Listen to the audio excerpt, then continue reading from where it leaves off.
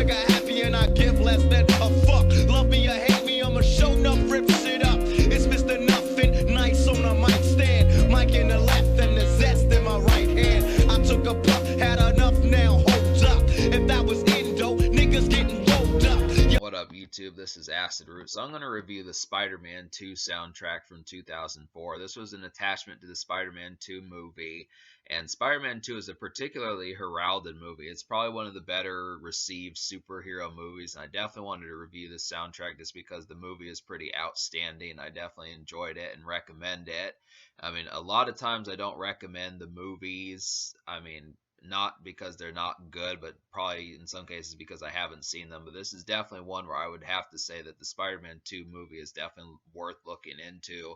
But the soundtrack is pretty outstanding, awesome. I just kind of felt like I wanted to see what was up with it because a thought popped in my head a couple months ago, and I remembered the song Vindicated, and I was kind of wondering where that came from, and the song Vindicated kind of popped in my head, and then it turned out to be off of the Spider-Man 2 soundtrack, and it's by Dashboard Confessional. So there's just a number of things off this project that are interesting.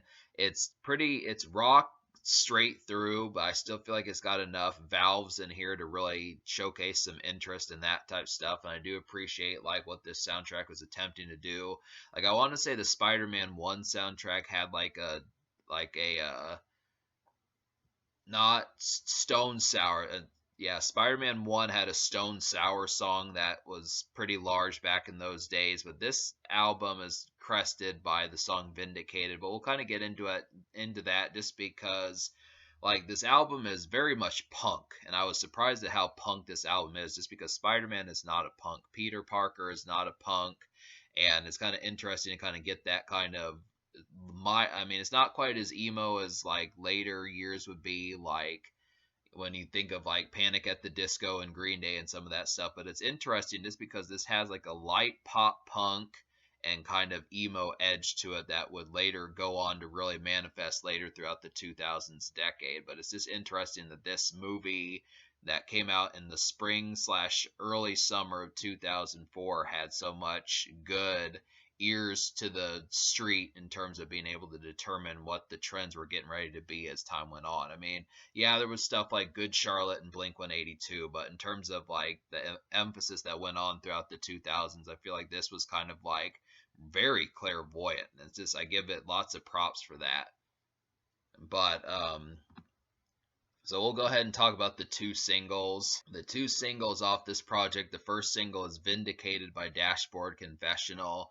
And this one basically, to me, this just feels like a morning song. I mean, just the way that the guy from Dashboard Confessional kind of whispers in the first two verses, and it turns into like a power punk pop kind of song. It's just interesting how kind of bloodletting and kind of like mellow and kind of like a passive aggressive approach that it really is, and it suits Spider-Man for that sort of theme just because it kind of does have like a lot of angst in it, and Spider-Man kind of is, you know, an embodiment of teenage angst in a lot of ways, or young adult angst.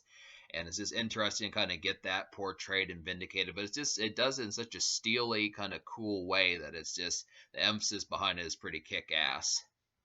I definitely feel like this is a nice kind of cruising in the car song when the dew is still outside and it's just misty out, and it just feels like a nice balmy kind of day just to kind of cruise around, you know, possibly pick up like a 12-pack of beer or something like that. Just easy kind of going. It's not really a club bop, not really like an outgoing stepping out night venue kind of song, but this reminds me of something that you'd hear like if you're awake 6-7 in the morning just getting ready to get breakfast, possibly go out on a morning date, something like that. This kind of whispery kind of morning care kind of concern towards it. I can see it as blue collar, but not even as much as that in some cases.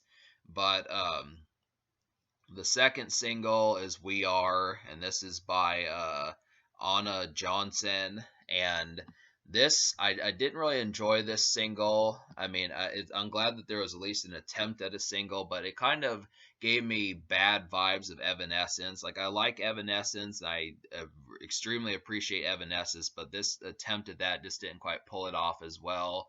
I didn't like the production arrangement on here. I think it was really trying to kind of give off like some of the Daredevil vibes from that soundtrack from just a year before, with like the Wake Me Up Inside song from the Daredevil soundtrack, and it kind of tries to give off some of those vibes, bringing that back a year later, but it just doesn't pull it off as well. I mean, I think Spider-Man is more punk than emo, but I think the attempts behind it just didn't quite add up to like the image that this soundtrack was kind of trying to do with it. So I didn't appreciate that one. But it's a decent song. It does have like a kind of ghoulish kind of like scene, kind of not scene, but kind of gothic tinge towards that. I mean, it's strange because I looked at Anna Johnson. She didn't really look that gothic, but I can see that pitch towards it. But so the rest of this project is it definitely has some gems on here, and the thing I like about this album is the fact that there is stuff on here that is exclusive, like the song Woman by Maroon 5, which Maroon 5 was, they were around back in the early 2000s also, so way before moves like Jagger and like Payphone and some of those hits. But it was interesting to kind of get this song on here because they gave off a real kind of like cultivated and kind of more charmed like mall song and date song, kind of stepping out, kind of I've got a date in an hour kind of setting, just for like a more suave, sophisticated type run. I appreciated that. Definitely, like, I mean, considering that Peter Parker is chasing Mary Jane in the film, it's kind of underneath the impression just to kind of have some songs that are not just about the emphasis of being the hero and that type of stuff. And I mean, if these songs add up to like the movie soundtrack, but just to kind of have things that kind of have similarities to like what the movie's trying to offer and stuff to kind of get that. But it's just kind of an easy date song, something you'd hear at like a strip mall or a standard mall, something like that, to kind of go out on dates and stuff. I did like Maroon 5 and what Adam Levine was doing there. The song Did You by Hoobastank really has like a glimmering kind of depressed kind of feel towards it that I really enjoyed. Probably even more dark than Vindicated by Dashboard Confessional. I mean, that was kind of like a dewy, balmy kind of song, the Dashboard Confessional one, but the Hoobastank one really feels like a real kind of dreary, depressed kind of atmosphere towards it that really gives off some pretty awesome mid-tempo club kind of vibes that I really appreciated. It's just a real kick-ass one. And like Yellow Card has like kind of like an alternative metal kind of feel towards it. And it's actually like, even though this album is primarily power punk, punk pop, and a little bit of tinge of emo in there, there is like some brief alternative metal and almost like a small trace of new metal with the songs Who I Am by Smile Empty Soul, Midtown's Give It Up song, and then Yellow Card's Gifts and Curses. And I really feel like Gifts and Curses had like a real nice kind of hazy, kind of summery, evening summery kind of malaise to it that was pretty interesting. And then it kind of switches into like this real kind of orchestral build-up that goes on from about 2.5 minutes until about 4.5 minutes into the song, which is pretty strange that they did that, but it did actually build some solid anticipation that I liked. And Taking Back Sunday is another morning song. If you like that kind of morning, kind of balmy feel that I described with the Dashboard Confessional song, the Taking Back Sunday song, This Photograph is Proof, is another song that's just like that. It's just interesting to kind of get some morning, go for a morning cruise, kind of when it's dewy outside, and just see the opening sunrise and the sunlight kind of vibes, getting breakfast, that type stuff. It's interesting kind of get some of those.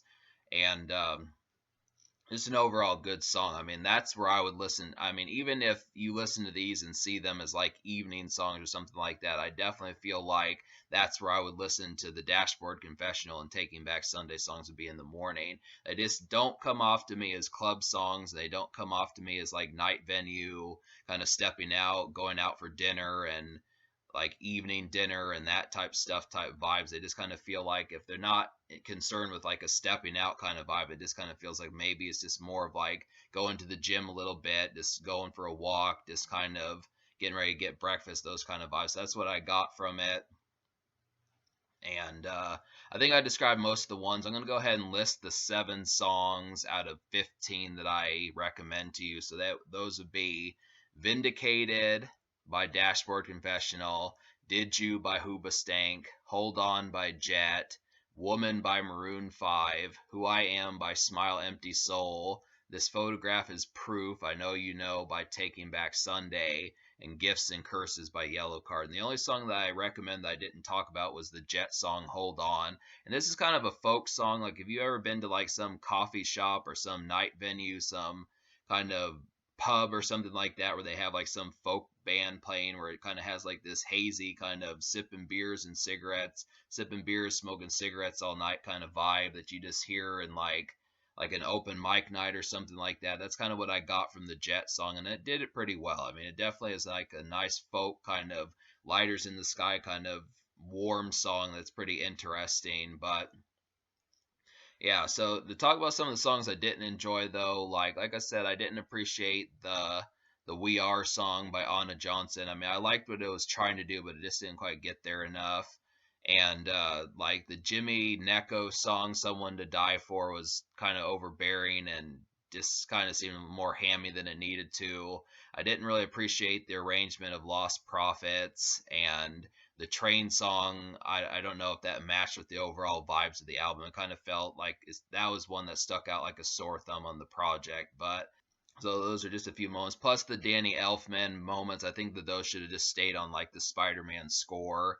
I mean, it's interesting just because the orchestral arrangements of the Spider-Man score is pretty good, but I feel like that's probably, I mean, that there probably could have been some extra songs that had been on this project that could have been on there instead. But I mean, for what it is, I feel like the orchestration is decent, but it's not, these are not like score songs I would listen to. I'm basically here for like the song Vindicated and the Hoobastank song and the Maroon 5 song and that type of stuff. That's kind of the thing. So me liking 7 out of 13 or 7 out of 15 if you count the two score songs, I would have to say that 7 out of 13 I'd give this album like a 6 out of 10, but 7 out of 15 I'd give it like a 5.25. I'll just give it a 6. I'll just kind of say, 6 out of 10.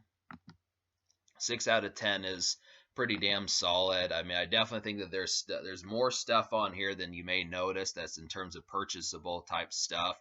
And another good thing about this project is just the fact that there's exclusives. Like the Maroon 5 song is an exclusive, the Hoobastank song is an exclusive, the Dashboard Confessional single Vindicated is an exclusive, the Anna Johnson single, I mean, I think that was actually on an album, but there's just a number of exclusives on here. So, of course, because Spider-Man is like A-list budget, A-list budget, I would definitely have to say I think that they probably could secure the exclusives and get artists to actually give, more than 60% or, B-list effort for the project. And they did. They got some good ones up to a certain degree. Not every song fit, but there's just enough that kind of worked to where, at least in terms of complaining about exclusives, is not something I would do on this project. There are numerous moments that have some charm and plenty of good fun. So that's kind of the concept. The social score, I will give like a 7 out of 10 just because there's a lot of stepping out moments for various degrees. There's not really any club songs. There's not too many night venue, dance venue type songs, but there are a lot of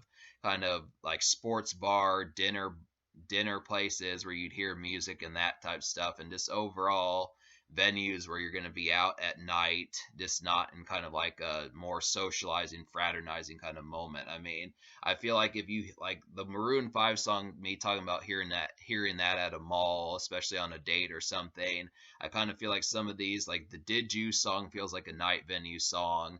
Vindicated really just feels like a morning song, and Taking Back Sunday is a morning song. Yellow Card is kind of like a backyard, just kind of get together song, but there's just really not, even if there's like moments for like a social kind of appeal towards them, there's really nothing that's intended for like a Friday night, Saturday night, minus like the Yellow Card and Hoobastank songs, which is really kind of the situation there. Maybe the Midtown, but I just didn't quite get the enjoyment out of that one as much. But that's kind of the concept, is just trying to say that it's kind of hodgepodge, but because this is a PG-13 movie, and probably, 18 years ago, there were going to be folks that weren't quite 21 and 18 enough to go out to bars and nightclubs and that type of stuff. So it's just kind of in between where it was somewhat social, but the emphasis is lightly oriented towards that. And I think that that's kind of the situation to pay attention to there. But it is fun. That's the thing. I will give it some mild credit for at least a minor sense of stepping out. So 6 out of 10, 7 social, and I know because I said 7 social, but then you wonder why it's not so much about stepping out. It's just kind of the moments are more various for social situations, but it's not in a primary nightclub setting. So that's something to understand there. But in terms of the future, I suppose there's not really much of one. There's Spider-Man movies. There are other Spider-Man movies that have come out, but the Sam Raimi, I think that's the guy's name that did it, Sam Raimi trilogy. Eventually, I'll probably review Spider-Man 1 and possibly Spider-Man 3, but I wanted to get this one definitely just to be able to do it. So there is some good stuff on here, and it is worth investing in. So just understand that.